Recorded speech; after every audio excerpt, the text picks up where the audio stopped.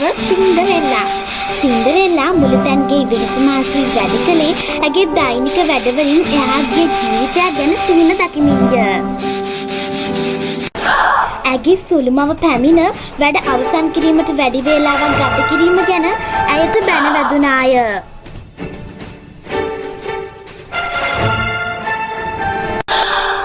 ඇගේ සුළු සොයුරියන් ඇගේ ඉරීකිය ඇතුමට සිනාසුනා.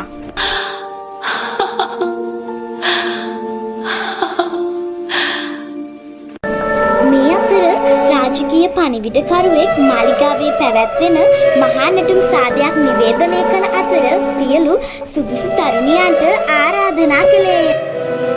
ඉන්පසුව සුළු සොයුරියන් කඩිමුඩියේ අලංකාරදුන් සූදානම් කළේ කුමරුගේ සිත් ගැනීමට සිහින දකිමිනි.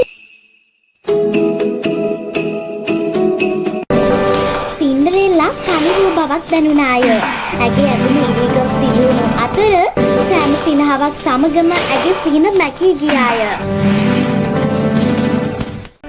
එක්වරම ඇගේ සුරංගනා මෑණියන් පෙනී සිටින විට කාමරේ පුරා මායාකාරී දීප්තියක් පැතිරී ගියේය. සුරංගනා මෑණියන් ඇගේ මැජික් යෂ්ටිය වැනූ සැනින් සින්ඩරෙල්ලාගේ ඇඳුම විස්මයජනක ගවුමක් බවට පරිවර්තනය විය. පිටත තිබූ වට්ටක්කා ගෙඩිය ඇයව සාදයට රැගෙන යාමට සූදානම් ඇති අති විශාල අශ්ව කරත්තයක් බවට පත්විය. සින්ඩරෙල්ලා මාලිගාවට පැමිණියාය. ඇගේ සුන්දරත්වය මහා නැටුම් සාදයේ සිටි සෑම දෙනාම වශී කළේය. කුමරු ඇය සමග නැටුමක් ඉල්ලා සිටි අතර ඔවුන් අලංකාර ලෙස මාලිගා බිම හරහා කරකැවිමින් නැටුවාය.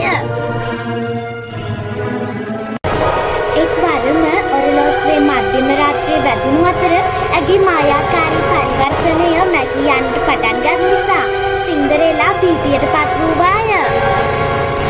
ඇගේ කඩිමුඩියේ ඇයට ඇගේ එක් වීදුරු සෙරෙප්පුවක් මාලිගාවේ පියගැට පෙළ මත දී නැති විය.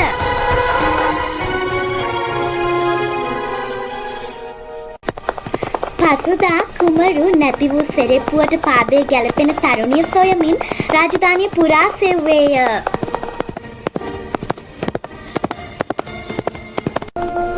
ඇගේ සුළු සොයුරියන් සෙරෙප්පුව දමා බැලුවත් එය ඔවුන්ගේ පාදවලට වඩා බෙහෙවින් කුඩා විය.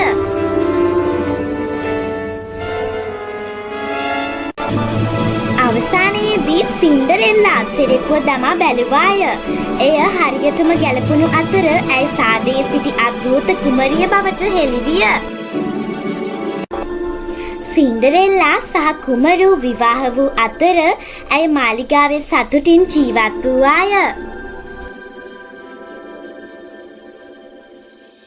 තවත් මේ වගේ සුරංගනා කතා, ළමා කතා FL Magic Tune channel එකකින් ඔයගොල්ලන්ට බලන්න පුළුවන්. ඒ විතරක් නෙමෙයි අපි හැමදාම දාන මේ ළමා කතා, සුරංගනා කතා බලන්න ඕනේ නම් දැන්මම FL Magic Tune channel එක subscribe කරන් bell icon එක click කරගන්න.